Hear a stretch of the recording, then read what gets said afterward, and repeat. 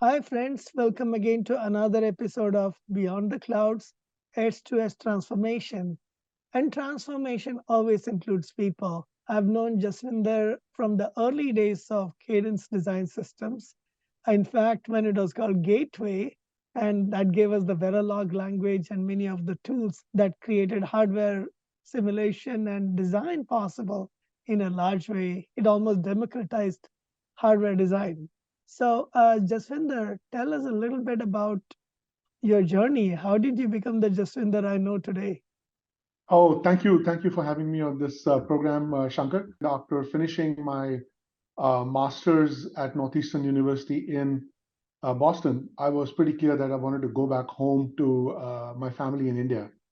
One of the few good options back then in India was with the Gateway Design Automation, which was close enough to my home in Delhi. And of course, Gateway got acquired by Cadence Design Systems in late 89, and that's how I came to be part of Cadence. Looking back, it's been a wonderful journey. So, Jaswinder, besides the technology, one of the things that has always intrigued me is since the 90s, Cadence Design India has been rated as the number one employer in India.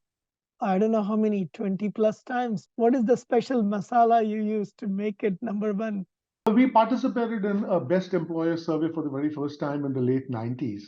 And back in those days, DataQuest used to run the best employer in IT survey. And then since more recently, we've been participating in the Great Place to Work Best Workplaces survey. And every time we participated in the survey, we've made it to the top employers list. That's very gratifying.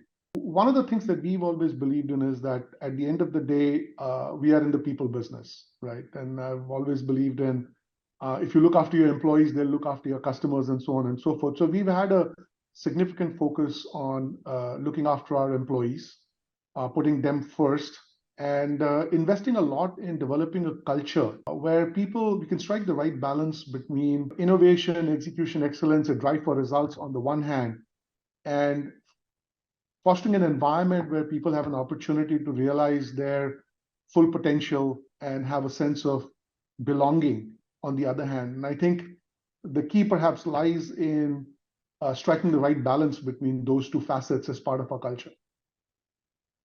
And you've seen the entire history of the EDA industry.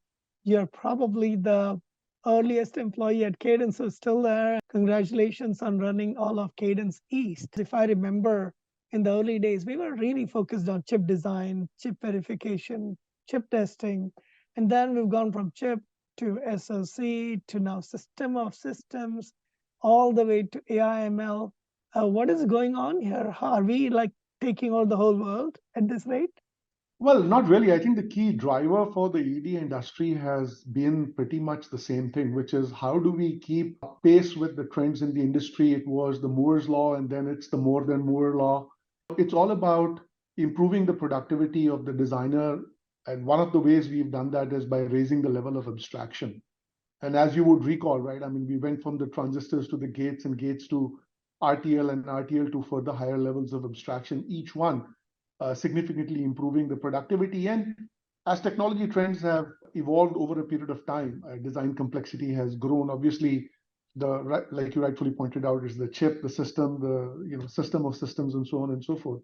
And I think the current trend is again using AI, ML, but with a view towards further improving designer productivity. I think that's been the key driver for Cadence and for our industry.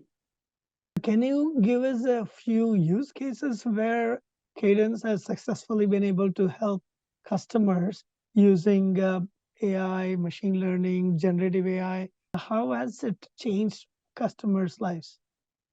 Well, there are lots of use cases. Let me cite a couple of them. From a Cadence perspective, we have our data platform called JedAI, which is at the heart of it, and different ML applications built on top of it. But for example, verification is a huge challenge still, right, as design complexity has grown. And there is a tremendous amount of resources that are required in running regressions as the design evolves through its life cycle. So how do we improve the effectiveness of the regression process using AI ML so that we can converge faster in the design process. The second I would say is that whenever some level of optimization needs to be done, again, we generate a lot of data as we go through an iterative process of running the same set of tools multiple times. But historically, we've not been able to leverage the data to converge faster. So now with the use of AI ML techniques, we are able to leverage the design data from one run to the next one and help converge faster with better power, performance, and area type characteristics. And also, as we move to further higher levels of abstraction in terms of capturing design intent, I think there is tremendous opportunity. And we recently had a successful announcement with Renaissance on some work that we have done. We are just scratching the surface or the proverbial tip of the iceberg, right? The journey's just begun. And I'm really excited about how this is going to unfold and how the landscape is going to shape up in years to come. And Jaswinder, as much as AI, machine learning have helped increase productivity, I also believe that you all are doing special things or something different. How you can design better neural networks in memory and all those chips and systems. Has Cadence done anything special to facilitate the growth of AI chips, GPUs, and other IoT devices and things like that? Our EDA tools are a horizontal, right, that can be leveraged for all kinds of designs. But when it comes to design of special neural networks and the like, our Tensilica process line that we have, there's a lot of neural networks that have been embedded in it for applications, especially around always on voice recognition applications, vision type applications, applications in the automotive space. So yes, there's a lot that we are doing in that space as well.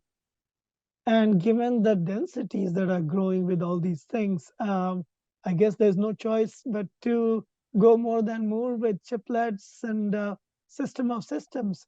How are you dealing with a lot of the challenges and opportunities that it's presenting in the face of this highly dense environment within chiplets? Chiplets is the next big inflection point in the industry, in my view, because it's not just a technology problem, but it's really an industry structure inflection point. Much like IP was one big wave of reuse, the next big wave of reuse and functionality and productivity density improvements is going to be all around the use of chiplets in years to come. I think there will be a lot more disruptions in industry structure, new opportunities in industry structure. There's a lot more ecosystem collaboration that will be required, working together with foundries, packaging houses, design companies. Business models have to evolve, marketplace has to come up, integration of chiplets, standardization of how chiplets will be connected together. So there's a lot that needs to be done. And I think Cadence is, as a company, is engaged with our ecosystem partners more holistically to try to enable the transition of the industry to this chiplet paradigm. But that's definitely one of the big inflection points for our industry. When you and I joined the industry, it was easy to say, I'll be an electrical engineer, I will work on making chips, or I'll make a chip design software. Today, it's a lot more confusing, isn't it? There are so many opportunities. At the same time, a lot of the older opportunities seem to be fading away. In places like India and Eastern Europe, we have a huge number of support jobs.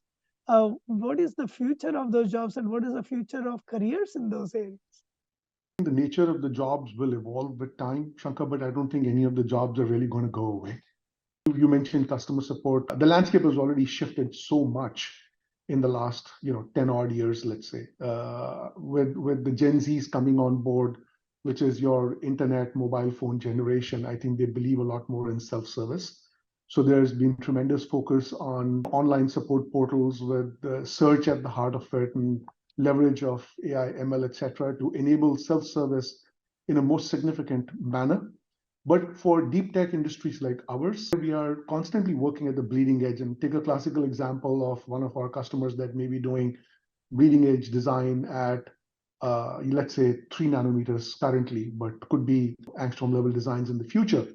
There's a new process node, there's a new architecture, there's a new category of design application that's being targeted with tools that haven't been tested in this combination. So there'll always be corner cases that'll come up that'll require a human intervention to try to resolve this new use case, if you will. So I think customer support or many of these fields will evolve with time. The skills that are required to be successful will change with time, but the jobs themselves will not go away. The nature of jobs will evolve. Having observed how these different roles have shifted over the last 30 odd years, I think it's just a continuous journey of how these roles will keep evolving. And so the single biggest message I always give to the youngsters who are in the industry or entering the industry right now is keep track of the trends and keep learning. The technology industry will evolve over a 30, 35, 40-year career span. I think any person will witness about 8 to 10 technology cycles, and the ability to rapidly learn, assimilate, and apply the new technologies. That's going to be the key skill for success in careers going forward. So it's going to be Moore's law again in terms of cycles of technology and speed ups and everything. It's Moore's law in a whole different way. Yeah, absolutely. Absolutely. Speaking of which, we have seen what used to be the CAD industry became the electronic design industry. Now we've gone far beyond just electronic design into electromechanical, chemical, microfluidics. And Cadence has been a pioneer in this, has expanded in many dramatic ways. Where do you see the future of companies like Cadence that are expanding into a much broader space than just what you would call pure electronic play? It's the nature of the industry where we are moving from just focusing on the chip to, for example, a complete system. And these are just aspects of the complete system. And system performance, really, it's the interplay between the mechanical and the electrical and all the other aspects of the system that determine system performance. So I think moving up the levels of abstraction, that look at the system more holistically and provide solutions to the system more holistically are key to success going forward. No matter which way you look at it, right? Almost in every industry, the shift towards systems is going to be key. And do you think that the evolution of these electromechanical, chemical, even biological systems will lead to digital twins in every area? Is that realistic? I think it is inevitable. As you apply the power of computational software to different domains, it's all based on the ability to do a modeling of that real world system, be it a biological system or a chemical system or a mechanical system. And so that's the whole principle behind digital twins. So I think the application of the concept of digital twins will only see more adoption going forward. And given the global supply chain challenges and even some of the geopolitics, every region has tried to become resilient and have a vibrant supply chain. Has Cadence as a company and EDA as an industry been able to help in this process? We are more at the design side of the ecosystem. And I think the design side of the ecosystem is very resilient, as was evidenced during the pandemic, right? I don't think any of our customers anywhere across the globe were not able to continue their R&D activities and keep designing the next generation of chips and products. On the supply chain side, there is work being done across the industry, but directly from a Cadence perspective, I don't think we play in that space as much. Jaswinder, you've been by far very successful in the EDA industry, particularly in India and now all of the Cadence East. I still see that you're up late at night and up early in the morning. What is the secret of your enthusiasm and what are the burning problems that you're working on lately? You know, Shankar, we are part of an industry that I think is pivotal to positively impacting the human condition worldwide. If you look at the progress that mankind has made over the last 30 years, at the core of it is semiconductors and electronics. And I think the fact that we are part of this industry that has had such a profound impact on mankind and the opportunity to continue to drive that progress, honestly speaking, that along with the opportunity to work with some of the smartest people in the industry, those are the two things that have kept me going these 35 years and still excited about what lies ahead. As you know, Jaswinder, India has played a major role in terms of the number of engineers and the talent behind the overall electronic design industry. And now, for the first time, there is a very serious effort to bring about of semiconductor manufacturing, packaging, testing in India. In what ways have companies like Cadence been able to contribute to this effort?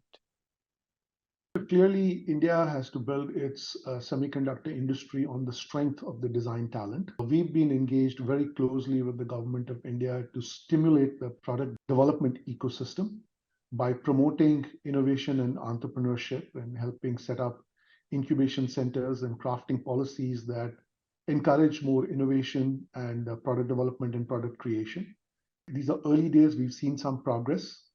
As far as manufacturing is concerned, it's a long road. We've made a beginning as a country with Micron announcing its ATMP in the Dholera region in Gujarat. That's a good first step.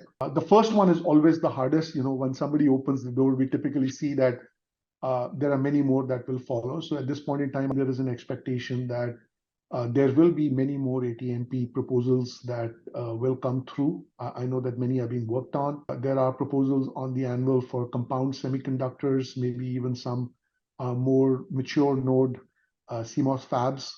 I am pretty sure that with the focus and commitment that this government has shown, making progress in the manufacturing space is inevitable. I don't think any one country can go alone all the way in terms of semiconductor and electronics. It is a global value chain, and collaborating with trusted partners across the globe will remain central to the success of the semiconductor industry.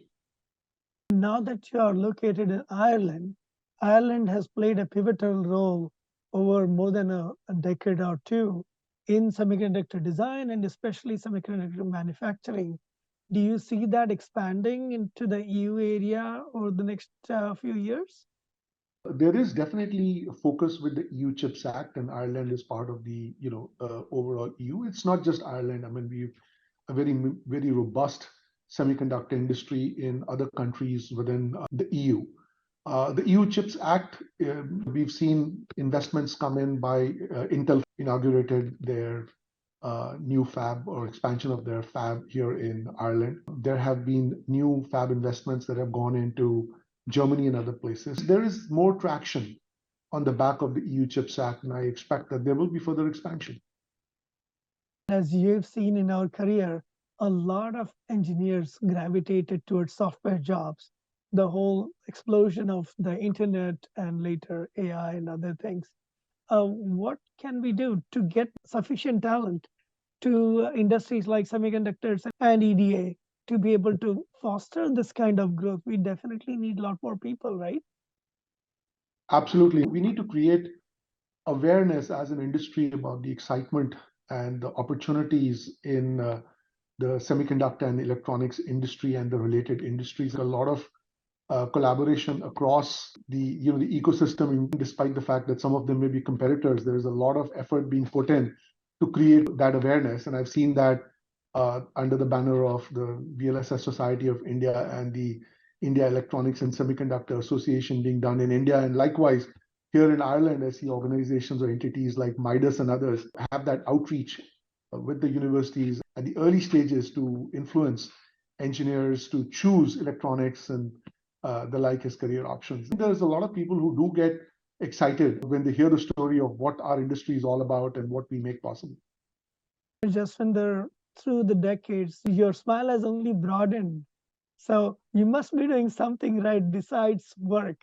What are the things that really give joy to you besides the excitement in the industry? How do you find work-life balance? Oh, work-life balance. That's a tricky one, Shankar. A lot of it is just centered around family. Making adequate time for family and spending time with family is a huge source of personal joy for me. The other aspect is just giving back to society. By virtue of my role at Cadence, I've had the privilege of sponsoring our community engagement programs.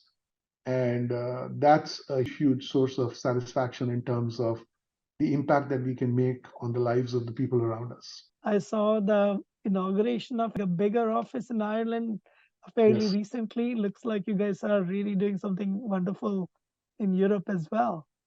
we'll be happy to host you here in Ireland, and we can go out and enjoy a good pint of Irish beer. Cork, where our new R&D center is located, is the hub of music and culture here in Ireland. It's a perfect place to be. They have this amazing jazz festival every year. It's coming up at the end of October, and it's a really vibrant culture of music.